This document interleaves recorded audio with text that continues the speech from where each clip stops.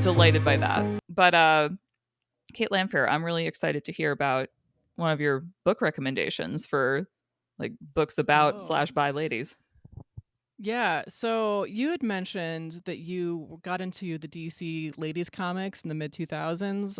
I didn't realize that there were specific like lady series in the mid 2000s. I've pretty much just been following current releases that have come out either since I've been reading comics in the last decade, or it's things that I've just like randomly picked up from the library and not noticed when they came out. So maybe that's just on me. But I've noticed that there are a lot of DC like OGNs, like standalone Mm-hmm. comics with that feature ladies, and they're kind of Elseworlds books. I think I don't really follow the DC canon. The Um, DC doesn't follow the DC canon, so I feel like you're fine. yeah, so I've been trying to read these standalone books as I see them come up. And I think the most recent one that I read was called Shadow of the Batgirl. This is by Sarah Kuhn, and then art by Nicole Gao. And this features on Cass, who's raised to be an assassin by her crime lord father, to the point where she wasn't taught to read or speak, and she's I don't know that she's like DC canon, so it's not Cassandra necessarily. Cain. 'Cause- Kate. Her Is it? name is Cassandra Cain, and she was the Batgirl. If you've seen like the Batgirl, where like her face is all covered in black, and it's kind of like sort of like a stitched together costume, like reminiscent of Michelle Yeah, Pfeiffer yeah, Catwoman.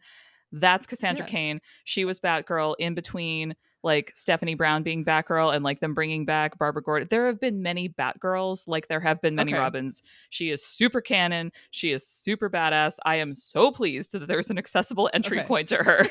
Yeah, it was great. See, I didn't even know that she was like part of the DC universe. I Yeah. was like, look at this random character. I love her. Yes. Yes.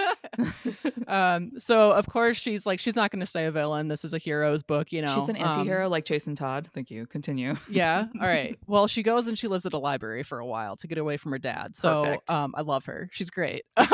She figures out how to read by herself because she's surrounded by Oh, books. baby. Um, and I think that the way that I recognize this as being part of the DC universe, other than the logo on the front of the book, is that she kind of creates this found family, and one of those characters is Barbara Gordon. Yeah. Yeah. Delightful. And it's got she's like she's half Japanese, and then one of her new like found family friends mother figure is part Chinese, so there's like a heavy Asian cultural approach to this book that I really appreciated, like in the food and in the aesthetic. And then also the writer has a nice like forward in the book about making it an own voices story because that's what she wanted to read. Oh, So that's what she wrote. well, that I really want to read that because I can tell you just from my like surface memory reaching back in time 15 years that they definitely didn't like dive into any of that in the DC universe at the time. They were just like, yeah, she's Asian, it's fine. And it's like there's nothing Yeah, actually ascribed to that. It was just this one's yeah, not white. Like, okay, sure. right. What anything Yeah, else?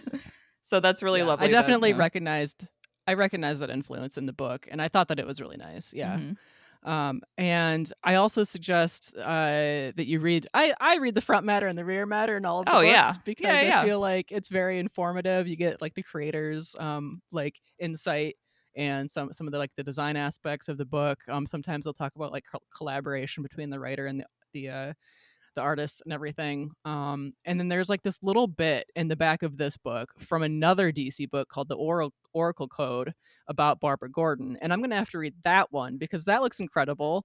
And I've noticed this thing where in all of these or half of these DC OGNs that I'm reading, Oracle is always a character, but it's always something a little bit different. Like Okay. I read a book recently where it wasn't even a person. And I don't understand. Interesting. I'm gonna have to read this book about Oracle. So okay, so all right. So Oracle is Barbara Gordon. Oracle is Barbara Gordon. Barbara Gordon Okay. is Oracle, but this was basically unfortunately during the Women's History Month episode I have to talk about the Killing Joke, but in the Killing Joke Joker shoots and abuses Barbara Gordon, paralyzing her from the waist down. And so she was Batgirl, spoilers. And because of this injury that prevented her from like swinging off of rooftops, she like had this whole story arc where she was like mentally and physically rebuilding her body to the best of her ability. And she was, and you know, Barbara Gordon was in like the Silver Age Batman comic books was like a librarian, and they had kind of kept that through line of her being a very like highly intelligent character. And so after in the comics she became paralyzed, they kind of leaned into her super smarts, and she like created this new alter ego persona for herself as Oracle. So she was kind of like the center of the spider's web for the DC universe. And like her function was very like anyone could call her and she would look up the intel. She was like the guy in the chair trope that you see in the superhero movies being like making fun of that. Like Yeah. that's Oracle. And so when DC like rebooted their whole universe and then they were like, and Barbara Gordon is back as Batgirl. I'm like, but the Oracle function. I mean, I'm delighted that she's not paralyzed through such a horrific assault, to, but Oracle was like a genuinely good character that helped with a lot of plot Yeah. holes and a lot of stories. So it is super interesting that they like are recognizing that and bringing that in that role into these OGNs. Yeah. But That's pretty consistent with what I yeah. read in Shadow of the Batgirl and that little bit of the Oracle code. Hmm. Yeah. So like she would appear either as herself or as like a digital avatar of like the mysterious Oracle, depending on how well she knew you and trusted you. So if she's appearing as like perhaps not human in some formats, I wonder if they're playing with that and it'll turn out that she's like the through line between these standalones. I guess you'll find out when you read it. Yeah. I'm going to have to read it. So it looks great. Delightful. Oh man, you're making me want to dive back into the Batverse. Ugh.